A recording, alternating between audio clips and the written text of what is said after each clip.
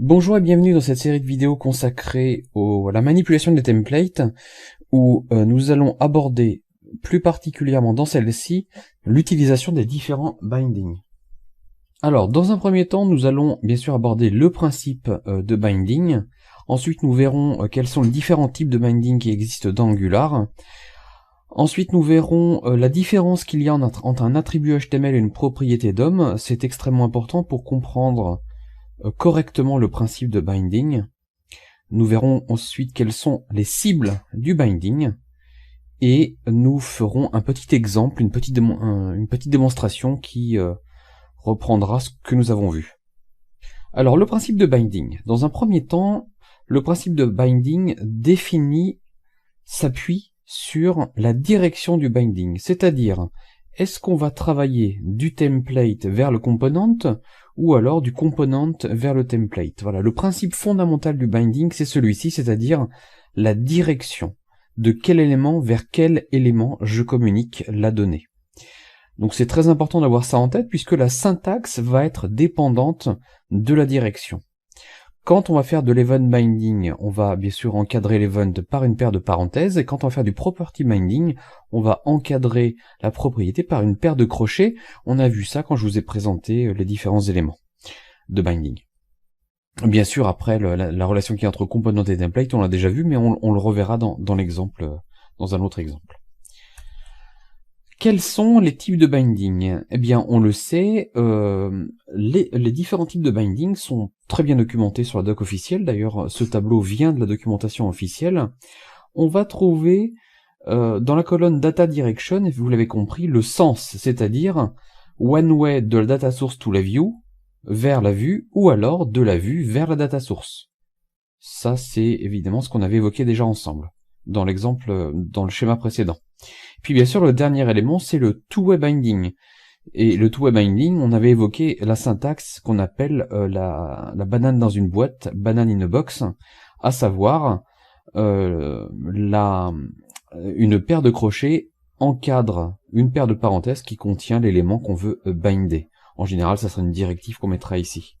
Et c'est ce qu'on appelle du two-way data binding. Encore une fois, rappelez-vous que c'est du sucre syntaxique, que ça n'existe pas. C'est l'association entre one way de la data source vers la view et inversement de la view vers la data source. Vous avez compris aussi qu'il y avait, on l'a dit même plusieurs fois, il y a une syntaxe par direction. Quand on fait un one way de la data source, c'est-à-dire du component vers la view, on a deux possibilités. Soit l'interpolation, qui est assez naturel, d'ailleurs c'est pour ça qu'on en a fait une vidéo à part. L'interpolation, c'est le travail simplement de la conversion en une chaîne de caractères d'une expression. Voilà. L'interprétation de cette expression va être utilisée pour initialiser une propriété du DOM. C'est pour ça d'ailleurs qu'on trouve ici, la deuxième ligne, target est égal à expression, entre crochets ici, qui va permettre d'initialiser, la target étant une propriété du DOM, va permettre d'initialiser cette propriété particulière avec l'expression qui est ici. Ou alors, bien sûr, bind target égale expression. Là, c'est une notation un petit peu moins utilisée tout de même, mais qui permet d'éviter la surcharge des opérateurs crochets ou parenthèses. Ça permet d'être plus efficace. En fait, c'est pas tellement utilisé. Globalement, vous verrez plutôt l'opérateur crochet. Et ensuite, bien sûr, vous avez compris que les types, la colonne type ici, allait indiquer quel est le type de binding, à savoir interpolation, property, attribute, classe et style. C'est tout ce qu'on va pouvoir utiliser dans ce type de binding, dans cette direction-là. Ensuite, bien sûr, on a la possibilité de faire un binding de la vue vers le data source, c'est-à-dire de la vue vers le component. Et cette fois, on a évidemment le seul moyen qu'il y ait de communiquer entre la vue et le template, c'est par event. Là, il n'y a pas de possibilité, puisque ça va être un clic d'un utilisateur, la saisie, des choses comme ça. Donc, ça va forcément être un event de la vue vers le component. Et cette fois, on voit bien que l'élément qui va être entouré par des parenthèses sera l'event. On va lui associer un statement. Voilà, donc ça sera la plupart du temps une méthode. On a une deuxième possibilité, c'est d'utiliser onTarget avec le tiret, on-click, on-submit par exemple, auquel on associera bien sûr le statement, à savoir la méthode du component à exécuter. Et puis bien sûr, on voit bien que le type ici, c'est forcément un type event.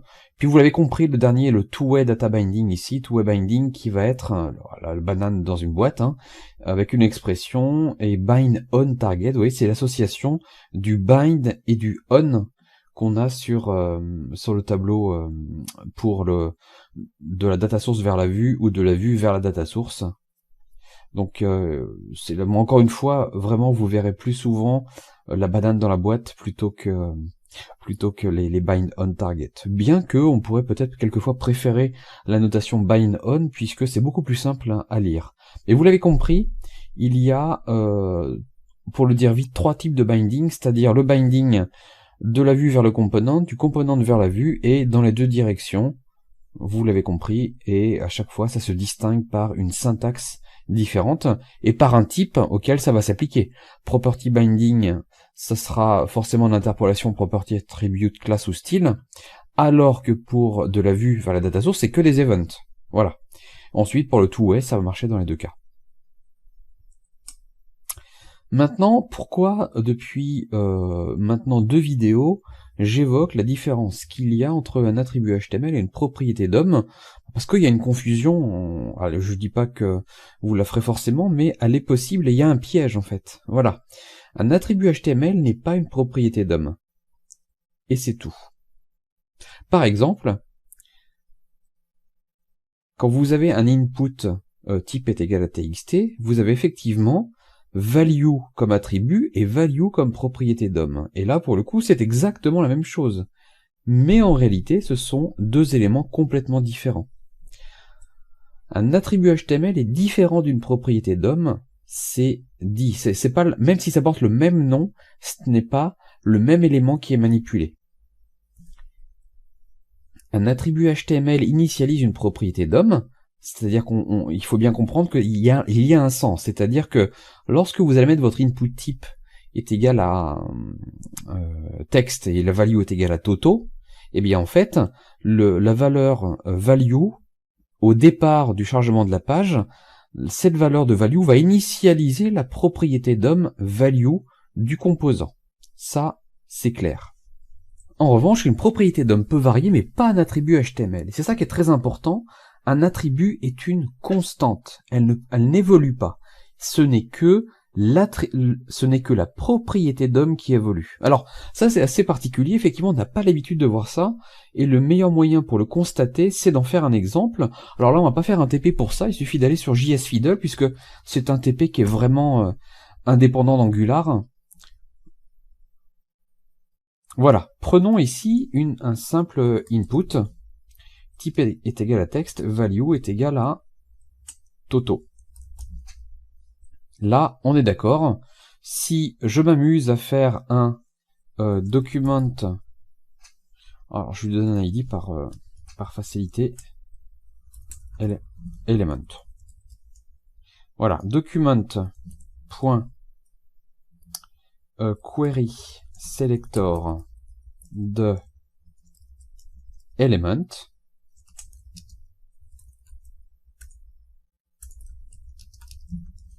Voilà.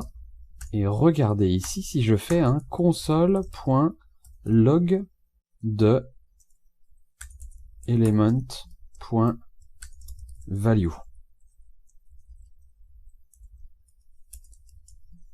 Je fais run. J'affiche la console, j'ai bien Toto. D'accord?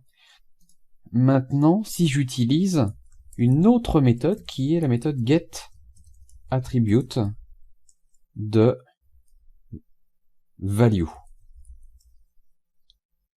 que je fais run, alors je vais faire un petit clear ici, je refais run, j'ai bien la même chose, on est bien d'accord.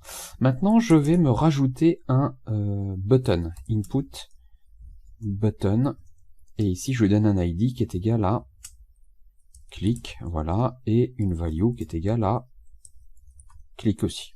Si je fais run ici, j'ai bien mon button, et bien sûr, je vais maintenant vouloir ajouter un event sur ce bouton-là. Donc je vais récupérer le click, je vais récupérer ça, et je vais faire un click, point onClick est égal à function,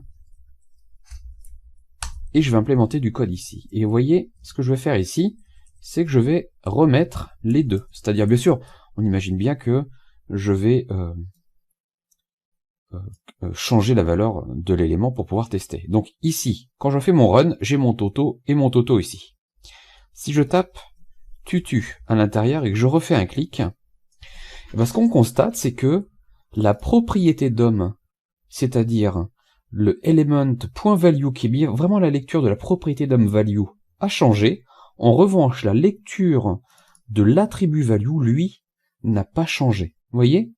C'est ça qui est très intéressant, c'est que c'est un élément qu'on n'aborde pas forcément dans les formations, ou même, il faut vraiment rentrer dans un certain détail, mais là on est obligé puisque Angular s'appuie sur cette notion-là. C'est très important ça.